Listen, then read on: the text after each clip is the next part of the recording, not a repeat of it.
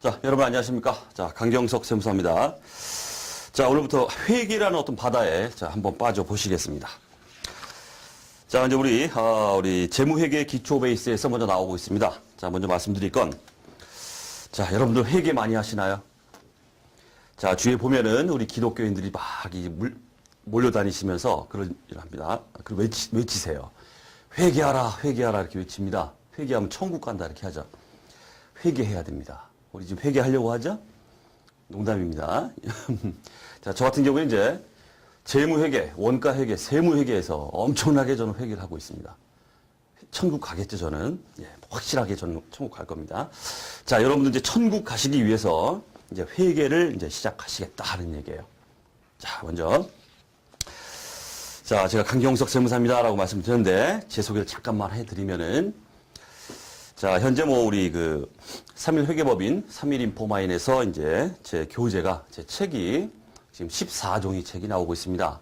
그래서 한국세무사회 전산세무회계, 그 다음 기업회계, 세무회계, 재경관리사 관련, 그 다음 세무사 회계사, 세법 회계학 관련해서 참 많이도 내고 있죠. 참 개정판 낼 때 되면 아주 이게 고통스러운 작업입니다. 그래서 어쩔 수 없이 자, 이렇게 내고 있는데, 자, 이렇게 하다 보니까, 또 제가 또 현장 강의 또 오래 했습니다. 오래 하면서 또 이렇게 좀 입소문이 좀 났죠. 이렇게 좀 강의 좀 한다. 이렇게. 그래서 업계에서는 좀 방구 좀 낀다. 이렇게 그렇게 좀 이름이 있습니다. 그러니까 여러분들 이 강의 차원에서는 제가 확실하게 말씀드릴 수 있는 거는 정말 차별성 있는 강의가 여러분들 될 겁니다. 확실하게. 그건 제가 확실하게 말씀드릴 수 있어요. 어떤 강의하고 비교하지 마세요. 아주 차별성 있는 강의를 이제 느끼시게 될 것이다. 라고 먼저 말씀드리겠습니다. 자, 이제 우리가 이제 우리 잠깐 소개를 해드리면, 우리 이제 세무라이선스.com, 이 사이트 오픈 6개월 만에, 이런 말 좀 뭐하지만, 대한민국 세무회계에 관련해서 동영상 강의를 다 석권해버렸습니다. 그게 다 이제 이유가 있다. 이런 얘기야. 그렇기 때문에 한번 들어보시면 차별적인 강의, 자, 느낄 수 있을 거고, 강의를 통해서 이제 회계 또는 세법 이런 거에 대해서 제가 자주 하는 말입니다. 회계, 세법, 참을 수 없는 존재의 가벼움. 자, 그걸 반드시 보여드릴 거고, 여러분들이 어떤 회계, 세법에 대해서 길을 찾아가는 데 있어서 완벽한 안내자가 제가 되도록 할 거예요. 걱정하지 마시고요. 자, 먼저 노파심에 잔소리 몇 가지만 좀 하고 좀 넘어갈게요.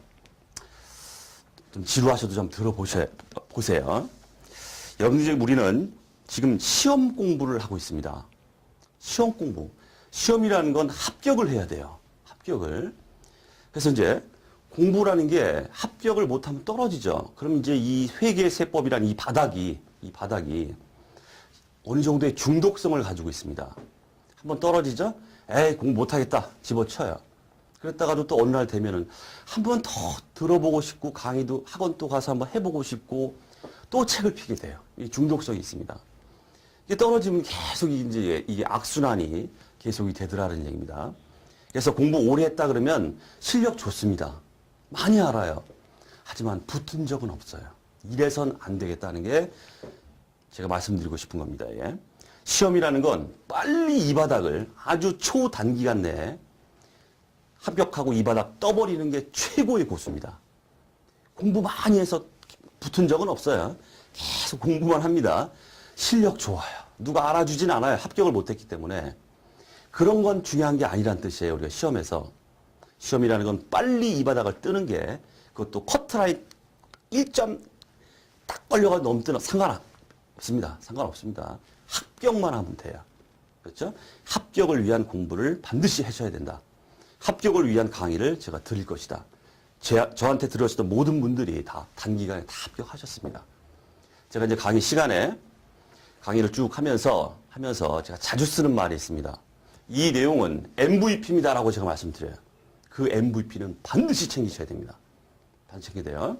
그리고 제가 참고만 하십시오. 또 어떤 경우에는 이 내용은 쓰레기다. 이런 말을 합니다.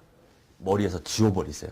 그런 거에 집착하면 집착할수록, 쓰레기나 참고에 집착하면 할수록 계속 떨어지는 거예요. 말씀드리는 MVP만 모아놔도 어마어마합니다.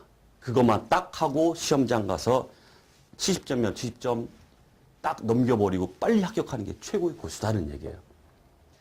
너무너무 깊숙한 이 바닥에서의 어떤 내용에 대한 호기심은 계속 장수를 만들어내요. 우리는 지금 뭐 하려고 모였습니까? 합격하려고 모인 거예요.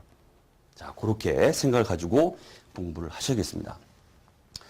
자, 그 다음에 이제 제가 현장 강의에서 강의를 쭉 하면서 수험생들이 이제 상담을 받고 이렇게 할 때 아주 놀라운 사실이 있습니다.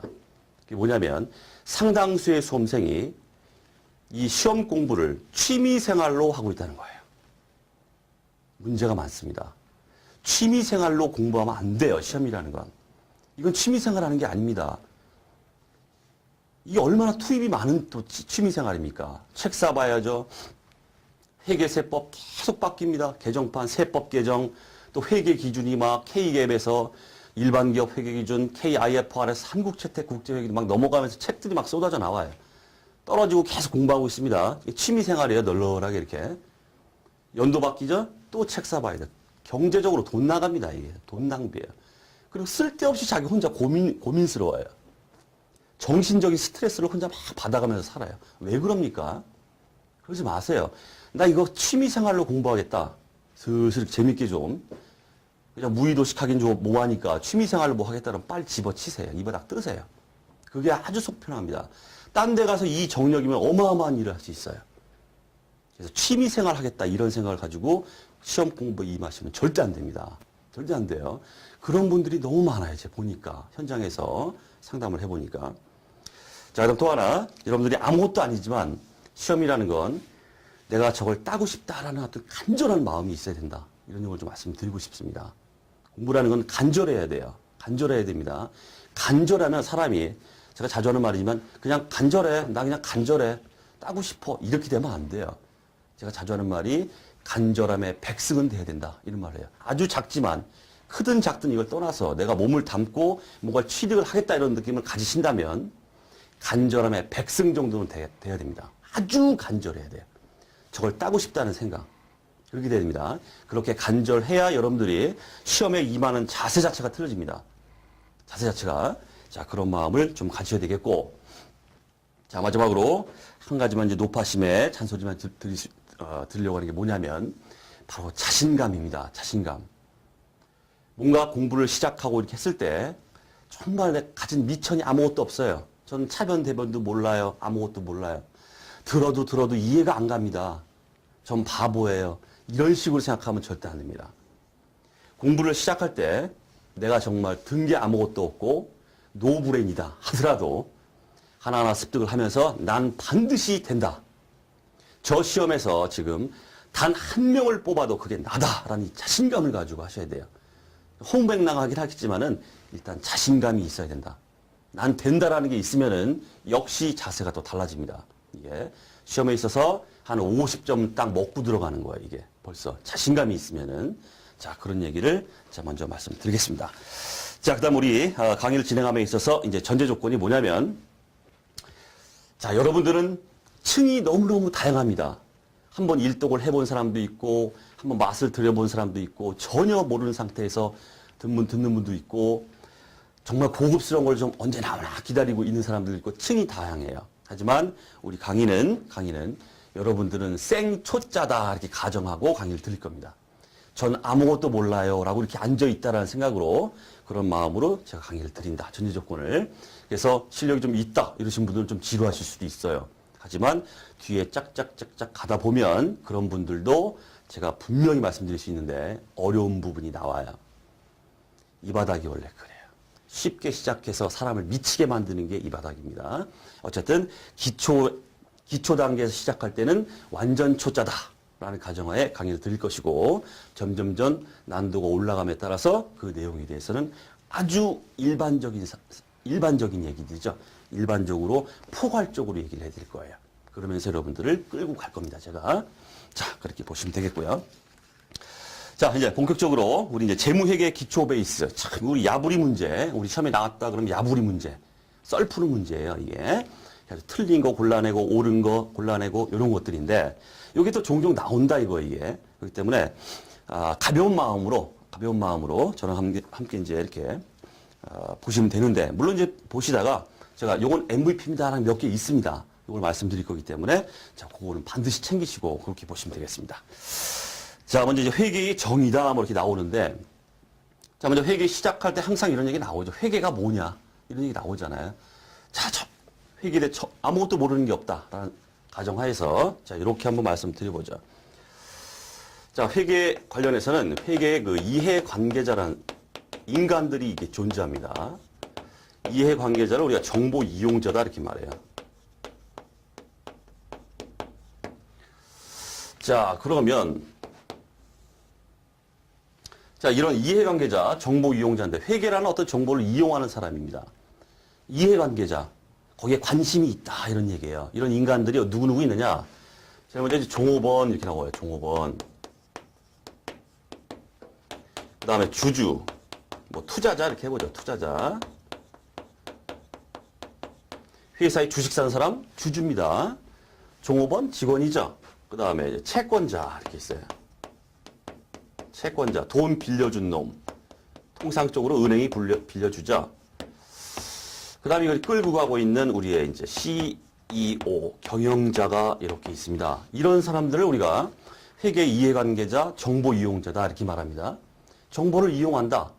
회계에 대해서 관심이 많다. 그런 인간들이다 이런 얘기예요. 자, 이런 사람들은 왜 회계에 관심을 가질까요? 자, 종업원 차원에서 한번 보겠습니다. 자, 종업원은 왜 회계라는 거에 관심을 가질까요? 바로 급여 인상과 관련돼 있어요. 자, 우리 교재는 없지만은 배경 설명을 좀 해드리기 위해서 장황하게 좀 설명을 해드린 겁니다. 급여 인상과 관련이 있습니다. 왜 그럴까요? 왜 종업원은 자기 회사에 이런 회계, 재무제표라고 하죠. 우리가 재무상태표, 손익계산서 해가지고 재무제표가 딱인데 그런 것들에 왜 관심이 많을까? 종업원은 바로 자기의 급여 인상과 관련돼 있습니다. 내가 만약에 요렇게 당기순이익이 나온 요런 회사, 요 정도 회사에 내가 급여 인상 10%를 딱 제시를 했을 때 이놈의 회사가 나한테 급여 인상을 해줄까 말까? 그거에 대한 의사결정을 종업원이 스스로 한다는 뜻이에요. 그 다음에 야, 한번 다른 데로 옮겨볼까? 이직 문제입니다. 이직. 이 회사 영 아닌 것 같아. 당기순이익도 꼬라지가 아주 안 좋고 막 결손나고 다른 회사가 갈까? 그렇기 때문에 회계에 대해서 관심을 갖겠죠. 자, 그런 게 있더라는 얘기죠. 그 다음 주주 입장에서는 뭐 주주는 여러분들 다 아시죠. 뭐 주식 투자 하시는 분들도 있을 거고. 회사에 주식을 샀습니다. 그럼 주식을 사면은 대표적인 수익원이 뭐가 될까요? 주식은 바로 배당이에요. 배당. 자, 이 정도의 당기 수익이나 이런 것들이 나는 회사가 나한테 얼마만큼의 몫을 나한테 챙겨줄 수 있을까?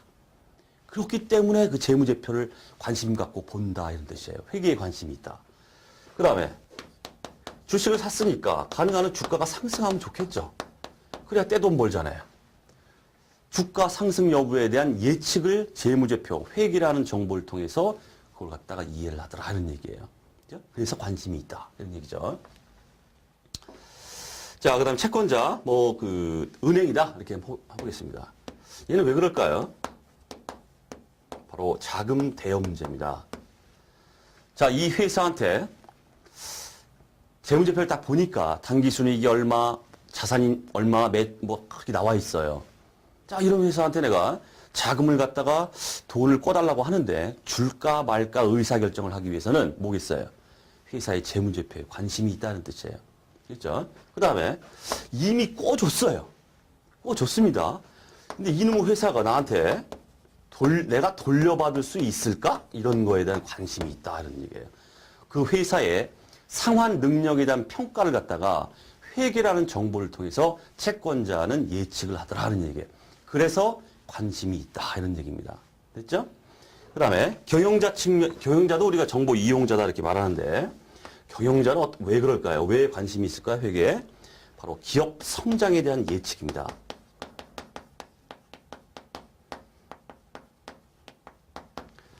자, 이런 상황에서 재무제표 하에서 우리의 기업은 얼마만큼 우리의 기업이 성장을 해야 되고 나는 그 기업의 성장을 위해서 경영자 입장에서 나는 어떠한 역할을 해야 되는가. 그런 측면에서 우리는 경영자가 이렇게 회계에 관심을 갖더라 하는 얘기입니다. 자, 따라서 자, 이런 이해관계자, 정보 이용자들이 있죠. 이러다 보니까 그럼 회계가 뭡니까? 자, 그럼 회계가 뭡니까? 다 나왔다 이런 얘기예요. 다 나왔다 이런 얘기예요. 자, 첫째 회계가 뭔가 이거에 대해서 이렇게 회계에 대해서 관심이 많은 이런 인간들이 이렇게 존재한단 말이에요. 정보 이용자들이 하기 때문에 첫 번째 정보 이용자, 이해관계자, 정보 이용자에게 정보 이용자가 어떻게 어떤 합리적인 어떤 의사결정을 하는데 다 의사결정과 관련돼 있죠. 의사결정을 하는 데 있어서 재무정보, 우리가 이제 회계정보, 재무정보를 식별하고 측정해서 바로 그런 인간들한테, 이해관계자한테 전달하는 과정이다. 이게 바로 회계다. 이런 얘기예요. 이런 결론에 도달한다. 이런 얘기입니다. 됐죠? 자, 우리 교재, 회계 정의 나오고 있습니다. 회계 정보 이용자가 합리적인 판단이나 의사결정을 할 수 있도록 기업 실체에 관한 유용한 경제적 정보를 식별 측정해서 전달하는 과정이다. 이렇게 돼 있죠. 자, 요걸 말씀드리려고 장황하게 배경 설명을 좀 드렸습니다. 중요한 건 없습니다. 자, 그 다음 회계정보 이용자가 나오고 있죠. 말씀드렸던 뭐 경영자, 투자자, 그 주주, 그 다음 채권자, 뭐 은행, 그 다음 종업원, 그 외에도 정부, 고객, 일반 대중 많습니다. 많습니다. 자, 그렇게 보시면 되고. 자, 그 다음 회계의 사회적 기능이다 나오고 있습니다. 자, 여기서 볼 게 없고 회계의 사회적 기능과 관련해서 자, 우리 시험에 몇 군데에서 나온 적이 있기 때문에 제가 편제를 했습니다. 잘 나오지는 않습니다. 솔직히 말하면 참고사항인데 나온 적이 있어요. 그래서 네, 제가 넣어놨고 여러분들은 봐야 될 게 뭐냐면 그냥 문구 세 가지. 회계가 사회적으로 어떤 기능 역할을 하는가. 첫 번째, 경제적 자원의 효율적 배분이다. 자, 우리 이제 경제학 쪽에 가시면 자원의 효율적 배분이란 말이 아주 굉장히 많이 나옵니다. 경제학에서. 그러니까 뭔가 잘 돌아간다 이 얘기는 결국 효율적으로 배분되고 있다 이렇게 말해요. 결국 이런 회계가 일련의 이런 과정이죠. 이런 과정들을 통해서 각자가 자기 몫을 막 역할을 막 해나가요. 경영자는 경영자대로 굴러간다는 뜻입니다. 회계가 이러한 경제적 자원의 효율적 배분 역할을 하더라. 참고로 읽어만 보겠습니다. 자, 회계 정보를 이용하여 투자자는 생산성이 높은 기업에 투자할 것이고, 그죠? 그 다음 채권자들도 생산성이 높은 기업에 자금을 대여할 것이므로 회계는 마구마구 서로서로 얽혀서 잘 돌아간다. 이런 얘기에 한마디로 말하면 경제적 자원이 효율적으로 배분되어 기여한다. 그 다음 경영자는 회계 정보를 이용하여 기업이 소유하고 있는 경제적 자원을 효율적으로 배분하고자 할 것이므로 회계는 경제적 자원이 효율적으로 배분하는 데 기여한다. 어쨌든 우리 키워드는 뭐다? 경제적 자원의 효율적 배분, 가장 중요한 회계의 사회적 기능입니다. 회계 이론적 얘기이기 때문에 뜬구름 잡는 얘기예요. 어쩔 수 없습니다. 가볍게 보시면 돼요. 그 다음 두 번째 문구, 수탁 책임 보호다 이렇게 나오고 있습니다. 그러니까 경영자가 투자자죠? 주주나 채권자로부터 돈을 끌어모아요. 이걸 갖다가 막 운용해서 단기 순이익을 많이 올려야겠죠? 그걸 갖다가 우리가 수탁 책임이다 이렇게 말합니다. 책임을 받았다. 그거에 대해서 보여달라 이런 얘기죠. 이게 바로 회계의 사회적 기능이다.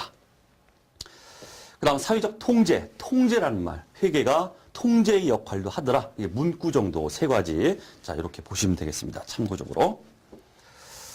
자, 그 다음 재무보고의 목적. 요거는 상당히 많이 언급됩니다. 언급되는 게 다른 게 아니라 제가 이제 제 교재는 항상 시험에 많이 언급되고 틀리기 쉬운 것들은 다 주의 다 이렇게 해놨어요. 그 주의는 좀 유심히 보셔야 됩니다. 자, 첫 번째, 투자 및 신용 의사결정에 유용한 정보를 제공한다. 자, 이제 여러분들은 이제 기본적으로, 종전 대차대조표, 재무상태표는 다 아시고 계실 겁니다. 재무상태표 보면 차변 자산, 대변 부채와 자본, 이렇게 돼 있죠. 자산이 뭐예요, 자산이? 바로 투자와 관련된 거예요, 투자. 뭔가 투자해서 뭔가를 샀다 그러면 자산이 유입되잖아요. 토지가 들어오고, 건물이 들어오고, 이런 것들이죠. 그래서 우리가 통상적으로는 재무상태표에 차변을 우리가 투자와 관련됐다 이렇게 말하고 대변은 부채나 자본이죠. 이거를 우리가 재무활동이다 이렇게 말해요. 재무활동. 자, 그래서 투자 및 신용의사결정, 즉 대차대조 재무상태표 차변을 통해서 그런 정보를 제공하더라 이런 얘기죠. 그 다음 미래 현금 흐름 예측에 유용한 정보를 제공한다. 요거 주의해 주십시오. 요게 나왔다 하면 요게 나와요. 과거 현금 흐름 제공이다 이렇게 나옵니다. 틀려요. 과거의 현금 흐름도 제공할 수 있어요. 물론 재무제표는. 왜 그렇습니까? 재무제표는 이미 과거에 일어난 일들을 갖다가 뒤치다꺼리 하는 거예요. 딱 결산일 현재 와가지고 뒤치다꺼리 하는 거죠. 그렇기 때문에 과거 정보가 다 포함됩니다.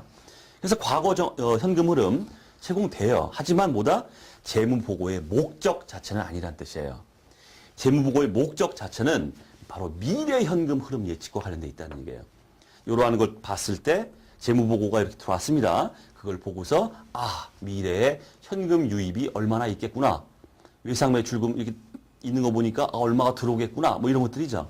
미래 현금 흐름 예측에 유용한 정보 제공이 바로 목적이지 과거 현금 흐름하고는 관계없다. 이게 또 종종 나옵니다. 이것도 챙기시고. 자, 그다음 재무 상태, 우리 재무 상태표를 통해서, 그다음 경영 성과 뭡니까? 손익계산서를 통해서, 그다음 현금 흐름, 현금 흐름표를 통해서, 자본 변동, 자본 변동표라는 재무제표를 통해서 이렇게 정보가 제공된다 이런 얘기예요. 자, 참고로 말씀드리면 한국채택국제회계기준 또 일반기업 회계기준 모두 똑같아요. 손익 이익잉여금 처분계산서는 재무제표로 보고 있지 않습니다. 뒤에서도 말씀드릴 거예요. 자, 그다음에 경영자의 수탁책임 평가에 유용한 정보의 제공이다 이렇게 돼 있고, 거기 주위에 또 보시면 재무보고의 한계점이 또 나오고 있습니다. 자, 미래의 수익성 가치에 대한 정보를 제공하는 데는 한계가 있다 이렇게 나오고 있어요. 그냥 문구만 알아두세요. 미래 현금 흐름 예측이라는 건 뭐겠습니까? 위에 나왔던 유입 정보죠. 현금 흐름이 들어올 것이다. 근데 이런 미래 수익성 가치라는 건 뭘까요? 그 미래 현금 흐름의 질적인 면을 따지는 거예요. 질적인 면.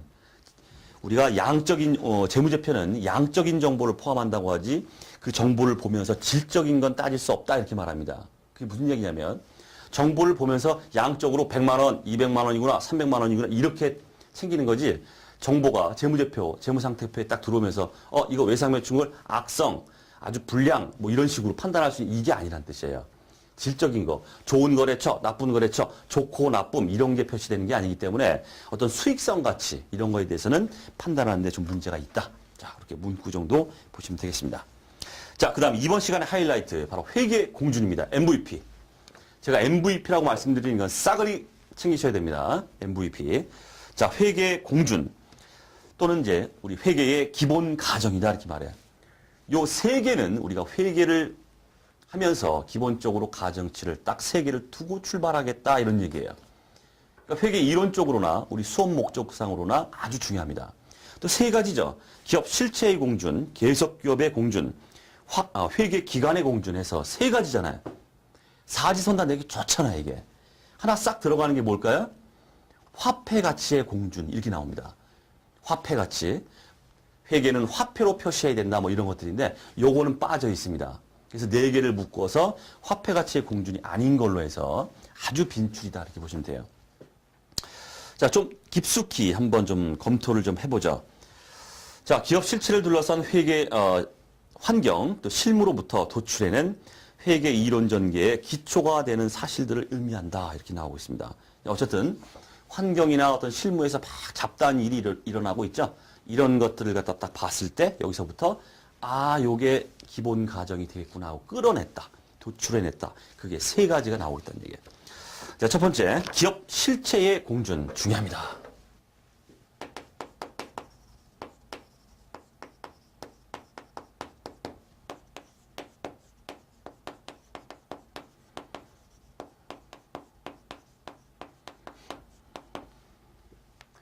자, 기업 실체의 공준이다 이 말이 나올 때 항상 따라 붙는 말이 뭐냐면 바로 독립적 실체다 이런 말이에요. 독립이란 말이 들어가요. 자, 이게 뭐냐면 우리 교재에 나와 있지만 특정 기업 실체를 그 소유주나 다른 기업 실체와는 독립적으로 존재하는 특정 회계 단위로 간주한다 이렇게 나오고 있습니다. 소유주가 있겠죠. 소유주는 누굽니까? 주주입니다. 주주. 회사의 주주가 소유주죠. 주주. 그다음 다른 기업 실체. 그래서 내가 삼성 그 전자가 있다. 그럼 밑에 뭐 꼬봉들이 막 있겠죠. 삼성생명이 있고 뭐 있고 막 이게 있잖아요.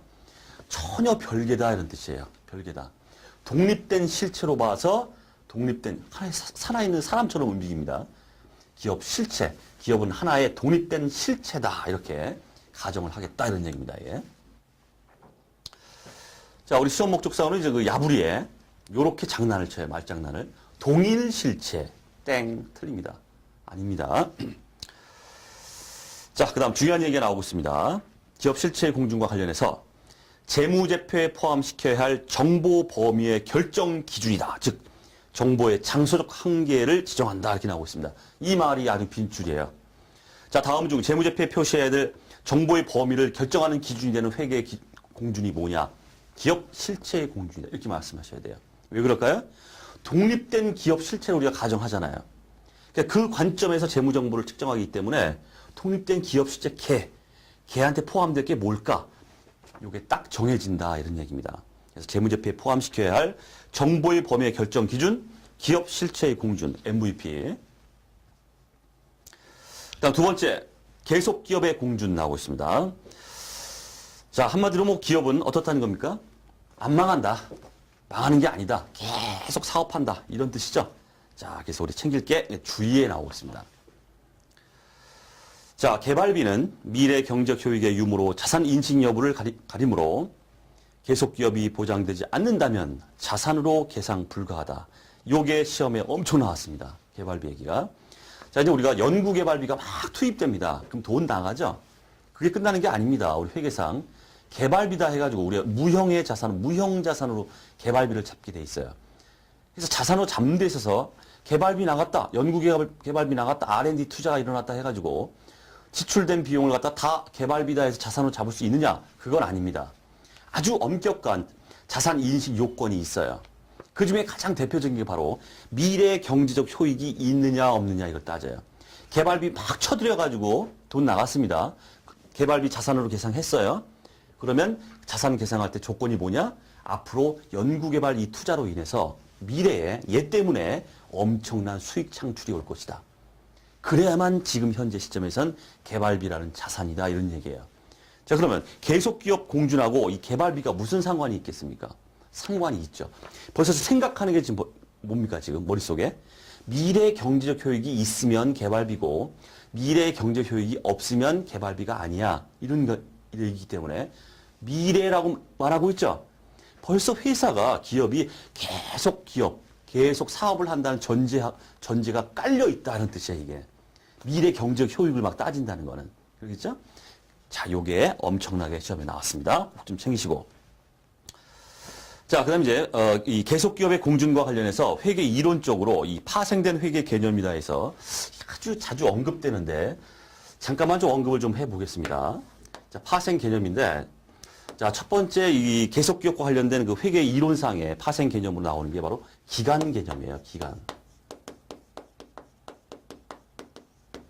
기간 개념. 자, 왜 그럴까요? 자, 우리가 이제 기간별 보고라는 걸 하죠. 기간별 보고를 합니다. 회계연도 X1년, X2년, X3년 딱딱딱 끊어가지고 보고가 들어가죠. 이 밑에 기저에 깔려있는 가정이 뭘까요? 회사는 계속 X1년, X2년, X3년 계속 사업을 계속한다. 이런 가정이 깔려있다는 뜻이에요. 그래서 파생된 개념으로 우리가 기간 개념이라는 게 이제 나옵니다. 자, 그럼 시험에는 많이 나오는 게 바로 이 역사적 원가입니다.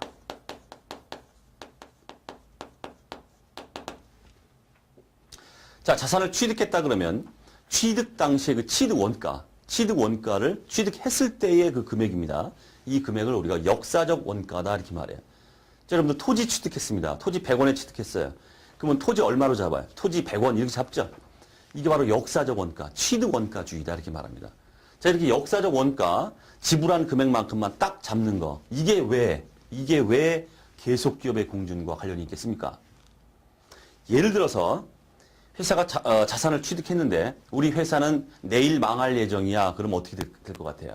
우리가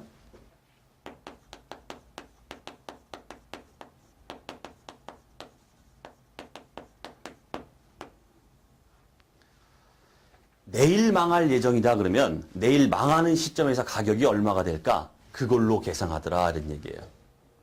그렇기 때문에 이런 역사적 원가의 기저에 깔려있는 가정이 뭐냐면 회사는 계속 앞으로 사업을 계속 해나간다라는 가정을 깔고 있기 때문에 역사적 원가로 쓰는 거지. 내일 망할 거야 그러면 청산가치로 계상하더라 이런 얘기예요. 자, 그래서 이 역사적 원가 이론적 근거가 뭐냐 이렇게 말할 때 계속 기업의 공준이다. 이렇게 말씀하셔야 됩니다. 요거 MVP. 자, 그 다음 유동성 배열이라는 게 나오고 있죠. 자, 우리 재무상태표 뭐 작성 기준이나 뒤에서 말씀드리겠지만 일단 회계적으로 이제 기본적인 사항이기 때문에 다들 아시고 계실 겁니다. 유동성 배열, 현금화 속도가 가장 빠른 것부터 배열하라 이런 얘기죠. 그래서 재무제표, 재무상태표 보면 맨 꼭대기에 뭐가 먼저 나옵니까? 현금부터 나와요. 현금은 그 자체가 현금이기 때문에. 그 다음에 현금화 속도가 빠른 재고자산이나 외상매출금 쭉쭉 나가다가 뒤에 가면 뭐가 나옵니까? 우리 비유동이다 해가지고 비유동자산. 현금화 속도가 굉장히 느린 거, 토지, 유형자산 같은 토지나 건물 이런 것들이죠. 이게 나옵니다. 이런 식으로 현금화 속도가 빠른 거 순서대로 쭉 나열하는 걸 우리가 유동성 배열이다 이렇게 말합니다.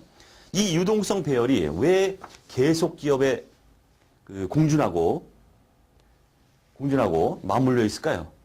그 이유는 뭐겠습니까? 예를 들어서 똑같은 얘기예요.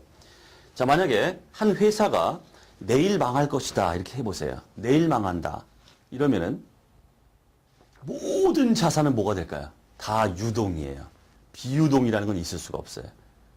내일 망한다 그러면 다 유동이라는 얘기예요. 안 망하고 쭉 가기 때문에 1년을 기준으로 이내면 유동, 1년 넘어간 현금화 속도 1년 넘어가는 건 비유동 이렇게 구별을 하는 겁니다. 구별 자체가 우리 유동성 배열, 유동성과 비유동 자산을 이렇게 구별하는 거, 이 자체는 벌써 1년을 기준으로 이렇게 구분하는 거기 때문에 회사가 계속 사업을 계속할 것이라는 가정이 밑에 깔려 있다는 뜻이에요. 계속 기업을 가정하지 않게 되면은 내일 망한다 이렇게 하게 되면은 유동이나 비유동 구분할 실익이 없어요. 그냥 다 유동이다는 얘기죠. 자, 그 얘기다는 얘기고. 자, 그다음 또 하나 나오는 게 이제 감가상각 얘기 나오고 있습니다. 요것도 자주 나오죠, 요거. 감가상각.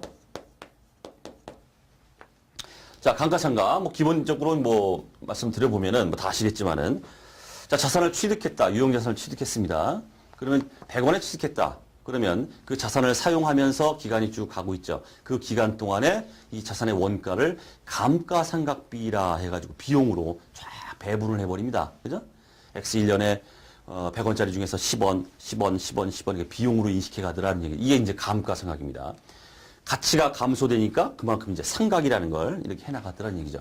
이 감가상각을 할 때 있어서 여러분들 다 아시겠지만은 어떤 게 결부가 됩니까? 여기에 감가상각을 할 때 내용연수 이렇게 나오죠.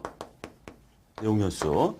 우리 정액법이다 이렇게 하면은 정액법이라는 건 이제 취득한 자산의 금액이죠. 금액을 갖다 10년이면 10년 해가지고 100원짜리가 10년으로 나눠버리면 10원이죠. 10원씩 10년 동안 계속 감가상각비를 이렇게 인식해 갑니다. 그죠? 그럼 내용연수라는 게 들어가요. 자, 몇 년 동안 상각할 것이다라는 내용연수. 10년, 20년 이렇게 말합니다. 자, 감가상각을 하는 데 있어서 내용연수가 결부됐다. 이 얘기는 뭡니까? 아, 회사는 최소한 계속 기업이구나. 이런 얘기예요. 계속 사업을 한다는 가정을 해야 내용연수가 의미가 있지. 10년간 감가상각, 20년간 당장 망한다 그러면 이게 무슨 의미가 있겠어요, 내용연수가. 그렇겠죠? 그렇기 때문에 계속 기업의 가정에서 파생된 개념으로서 이렇게 말할 수 있다는 얘기입니다. 기간 개념, 역사적 원가, 유동성 배열, 감가상각. 한참 유행일 때는 엄청나게 나왔는데 요즘 좀 뜸하죠? 어쨌든 나올 수 있어요. 좀 챙겨두시고. 자, 그 다음에 회계 기간의 공준이다 나오고 있습니다. 이건 똑같죠? 기간별 보고. 자, 그 얘기인데. 자, 기업 실체의 존속 기간을 일정 기간 단위로 임의적으로 분할하여 각 기간별로 재무 정보를 보고하는 것으로 적시성 있는 정보 제공을 위해 필요하다. 나오고 있고, 그 사례가 나오고 있습니다. 이게 중요한 거예요, 이게. 대표적인 게 바로 충당부채, 이건 나중에 얘기하고, 미지급 비용이나 이제 선급 비용 얘기 한번 해보죠. 자, 12월 31일 결산일이 있어요. 이 시점에 내가 이자가 발생했습니다. 이자 비용. 이자 비용이 발생했는데 이걸 안 냈어요. 미지급했어요. 그러면 돈 안 줬다고 해가지고 비용 안 잡습니까? 그게 아니죠. 기간 경과분입니다. 일단 비용이 발생했어요. 이만큼의 이자를 갖다 내가 내야 되는데 안 냈습니다. 그냥 안 냈다고 그냥 넘어가진 않죠. 발생된 이자 비용에 대해서 미지급된 거, 이거에 대해서 비용 처리가 들어가요. 이게 바로 미지급 비용입니다. 부채입니다, 부채. 비용 잡고 미지급 비용 잡고 이렇게 나갑니다. 그죠? 자, 이 자체는 뭘 의미할까요? 미지급 비용이나 선급 비용도 마찬가지예요. 바로 회계 기간을 지금 보고 있기 때문에 그래요. 기간별로 딱 끊어가지고 야 발생된 거 다 추스려봐. 지급은 안 됐는데 여기 비용이 있었네요. 기간별 보고입니다. 이게. 그래서 미지급 비용이나 선급 비용, 뭐 충당 부채, 뭐 요건 뭐 나중에 말씀드리고 거기 회계 기간의 공준의 하나의 사례로 들어가 있습니다. 요것도 종종 나오죠. 자, 그다음 이제 회계 원칙. 자, 그야말로 이제 회계 원칙. 이건 이론적인 얘기인데 가볍게 좀 검토를 좀 해보겠습니다.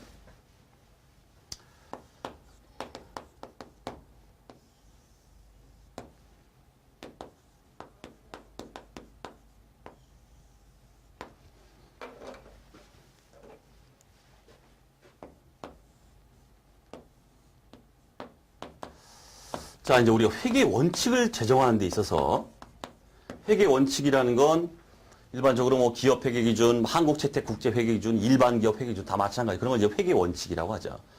이 회계 원칙의 제정이라는 게, 이걸 제정하는 게 어떤 식으로 일어나는가, 그 방법에 대해서 지금 나오고 있습니다.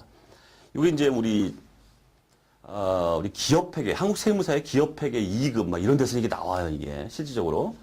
그래서 참고라기보다는 좀 숙지를 좀 하고 계셔야 되는데. 자, 먼저 보실 거는, 자, 회계 원칙이 있습니다. 또 이런 말이 합니다. 이상이 있어요. 이상이라는 건 한마디로 어떤 이론적인 얘기다. 이렇게 보시면 돼요. 이건 이론이다.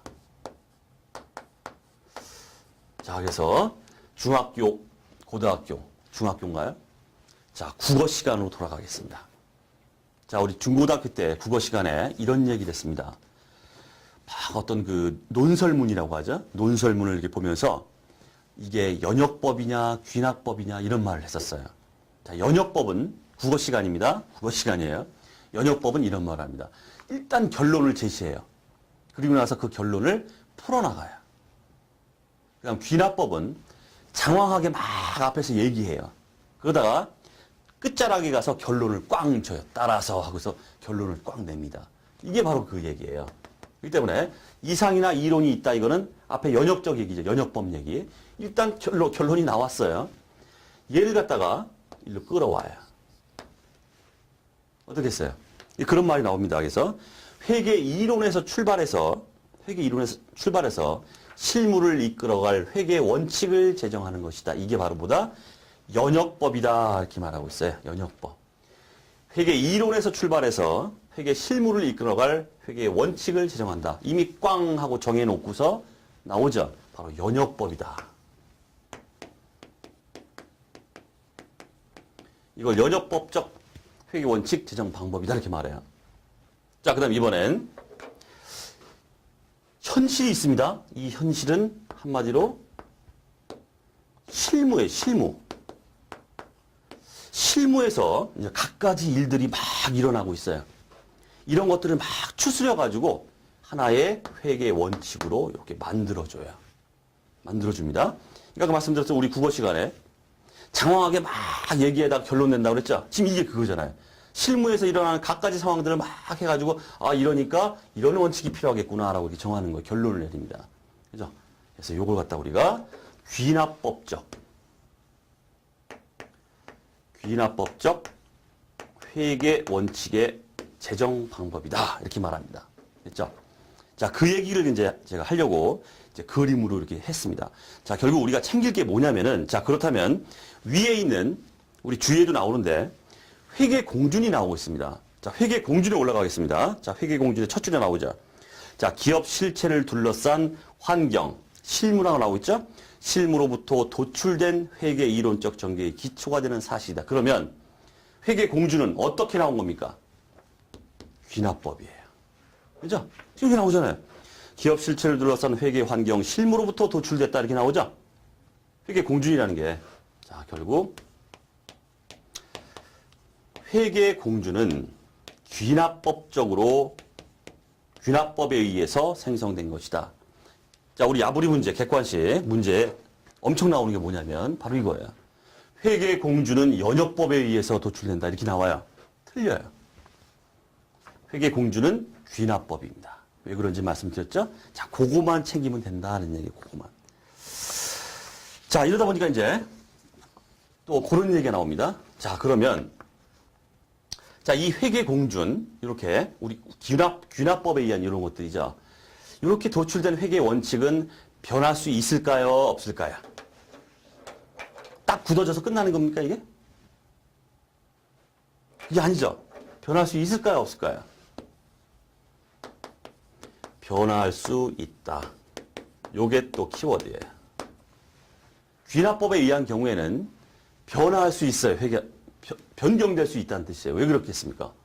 아, 얘가 있잖아, 얘가 지금. 얘를 갖다가 막 살펴가지고 싸잡아서 이렇게 만든 거죠. 그럼 현실적으로, 실무적으로 뭔가 다른 것들이 또 막 일어나요. 그럼 다시 또 바꾸고, 또 이상한 일이 또 막 일어나요. 또 바꾸고. 이러다 보니까 변화 가능하다. 이렇게 말하면 맞는 얘기다. 하는 얘기입니다. 자, 그렇게 보시면 되겠습니다. 자, 그 다음 역사적 원가주의 말씀드렸죠? 취득 원가로 계산한다. 자, 그러다 보니까 역사적 원가, 또 그런 말이 나옵니다. 역사적 원가는 정보의 신뢰성을 제고시킨다. 엄청나게 시험에 나왔습니다. 역사적 원가는 항상 여러분들이 두 개가 따라다니셔야 돼요. 계속기업 공준의 파생 개념이다. 또 하나, 역사적 원가는 이꼬르 신뢰성이 높다. 이렇게 말해야 돼요. 왜 그럴까요? 내가 자산을 취득했는데 역사적 원가, 취득 원가로 딱 잡았어요. 그 원가가 계속 갑니다. 그럼 믿을 수 있죠. 믿을 수가 있다는 뜻이에요. 하지만 역사적 자산을 딱 잡았는데 기말에 갔더니 시가가 시장에서 팔리고 있는 가격이 더 높아졌어요. 그래서 팔리고 있는 가격에 의해서 높입니다. 이걸 시가주의라고 하는데 역사적 원가 100이었다가 시가가 120이니까 120을 올렸어요. 다음 연도 갔더니 또 떨어졌어요. 그럼 또 90원으로 또 떨고요. 다음 연도 갔더니 또 20원 올라갔어요. 110원으로 올려요. 계속 이렇게 시가에 따라서 등락을 거듭합니다. 이렇게 하면 보는 사람, 정보 이용자 측면에서는 이 자산에 대해서 이 가격에 대해서 믿을 수가 있습니까? 시가 정보는 믿을 수가 없다는 뜻이에요. 계속 등락하면. 근데 역사적 원가는 어때요? 딱 취득할 때 금액으로 딱 잡아버리고 끝나버려요. 요지부동 가만히 있습니다. 그러니까 취득할 때 이 금액을 취득했구나. 믿을 수가 있다. 자, 결국 중요한 얘기인데 역사적 원가는 항상 두 개 따라다닙니다. 계속기업 공준의 파생 개념으로 하나 나오고 두 번째, 신뢰성이 높다. 신뢰성을 제고시킨다. 요 말이 세트로 따라 붙어야 돼요. 역사적 원가는. 자, 그렇게 보시면 되겠습니다. 자, 그 다음 수익인식 원칙이 나오고 있죠. 자, 문구만 수익은 실현주의다. 이렇게 말하면 돼요. 되게 이론적 얘기이기 때문에 그냥 문구만. 실현주의, 실현된 시점에서 인식해야 된다. 아유, 이건 저도 할 수 있는 말이고 아무나 할 수 있는 말이죠. 어쨌든 실현된 시점에서 인식한다. 자, 실현된 시점이라는 것은 수익 획득 과정이 완료되고 금액을 측정 가능한 때다. 이렇게. 자, 가볍게 이렇게 보시면 되겠습니다. 자, 이 정도 해서, 선생님이 중요하다. MVP, 이렇게 말씀드린 부분들은 반드시 챙기셔야 되고, 큰 부담 갖지 마시고, 가볍게 좀 한번 검토를 다시 해 주시면 될 것 같습니다. 자, 제목의 기초 베이스 강의는 마치도록 하겠습니다.